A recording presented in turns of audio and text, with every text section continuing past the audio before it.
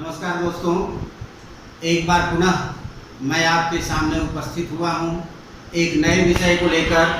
आज का विषय है 96 अंगुल का जनेऊ क्यों होता है, 96 अंगुल का। दोस्तों, यदि यह वीडियो आपको अच्छा लगता है तो इसको लाइक करें और मेरे चैनल को जल्दी से जल्दी सब्सक्राइब करें ताकि मैं और आपको अच्छा से अच्छा वीडियो बना करके भेज सकूँ। दोस्तों, ईश्वर ने कहा है कि जन्मना जायते शूद्रः संस्कारात् द्विज उच्यते, वेद पाठात् भवेत् विप्रः ब्रह्म जानातीति ब्राह्मणः।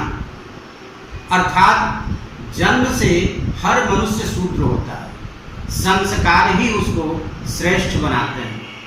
आपको पता है कि सभी संस्कारों में दो ही संस्कार श्रेष्ठ माने जाते हैं, एक यज्ञोपवीत संस्कार और दूसरा है विवाह संस्कार।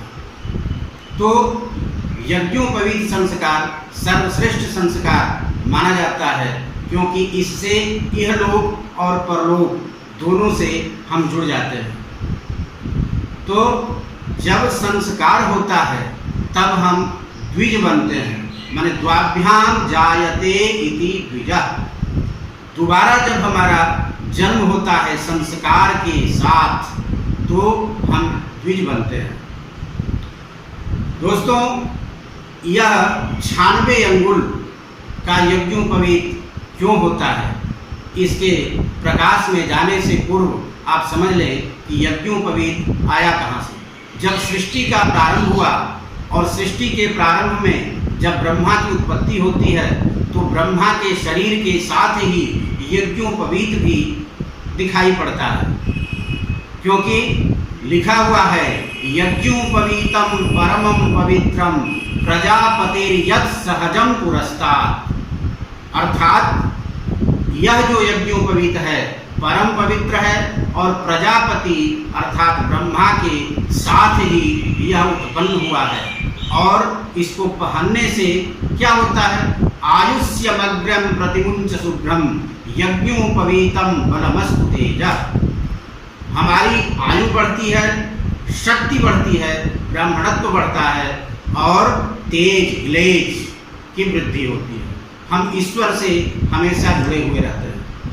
दोस्तों, हर कर्मकांड और उपासना के लिए यज्ञोपवीत संस्कार आवश्यक है। संन्यास में इसकी कोई आवश्यकता नहीं है।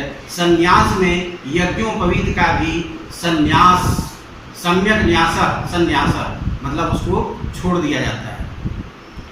दोस्तों, वेद 4 वेद मिलाकर 1 लाख मंत्र हैं। उन 1 लाख मंत्रों में 80,000 मंत्र केवल कर्म कांड के हैं और 16,000 मंत्र उपासना कांड के हैं। तो जिस किसी मनुष्य को कर्म कांड करना है, किसी देवता की उपासना करनी है तो उसके साथ यज्ञोपवीत होना अति आवश्यक है। तो 80,000 कर्मकांड के मंत्र और 16,000 उपासना कांड के मंत्र दोनों मिलाकर 96 की संख्या बनती है। 4,000 जो शेष मंत्र बच गए वह उपनिषद के मंत्र हैं। और उपनिषद, उप माने समीप, नि माने निश्चय के लिए, शद माने बैठना।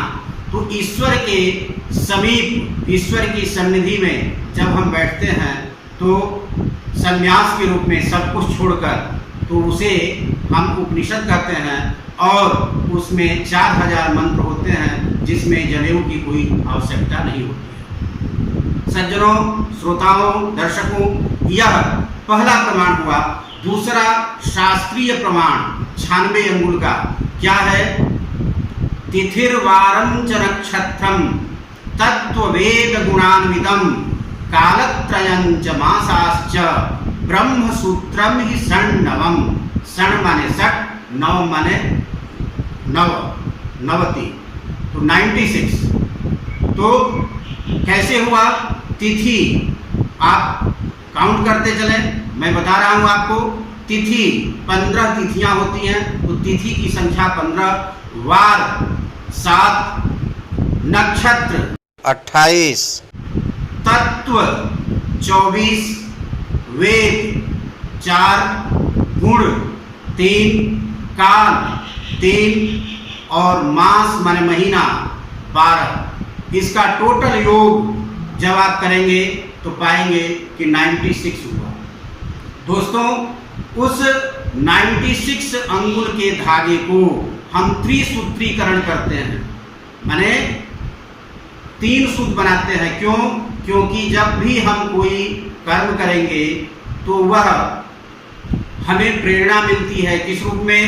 सत्व रज तम के रूप में। 3 गुण हमारे शरीर के अंदर विद्यमान हैं, इसलिए उसको त्रिशुद्ध करना आवश्यक है। कुछ लोगों का यह भी मंतव्य है कि चूंकि 3 व्याहृतियां होती हैं भूर्भुवः स्वः गायत्री मंत्र में, इसलिए उसमें 3 शुद्ध किया जाता है।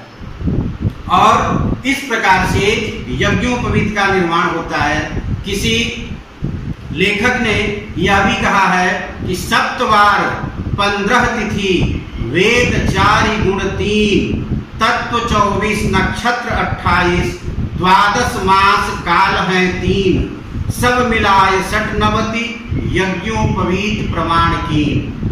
दोस्तों, जनेऊ 96 अंगुल का क्यों होता है इसको आप समझ चुके होंगे। यज्ञोपवीत में जब आप त्रिप्रवर हैं तो उसमें 3 गांठें लगाई जाती हैं, यदि पंचप्रवर हैं तो 5 गांठें लगाई जाती हैं।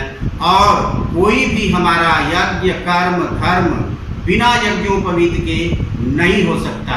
यहाँ तक कि जिस व्यक्ति का यज्ञोपवीत संस्कार नहीं हुआ हो उसे वेद का स्पर्श करना और वेद के मंत्रों का पठन पाठन करना सर्वथा वर्जित है। जब यज्ञोपवीत संस्कार हो जाता है तभी हम वेद मंत्रों को पढ़ सकते हैं। दोस्तों, इसी के साथ मैं आज अपनी वाणी को विराम देता हूँ। अगले वीडियो में पुनः आपके समक्ष उपस्थित होऊंगा। तब तक के लिए नमस्कार।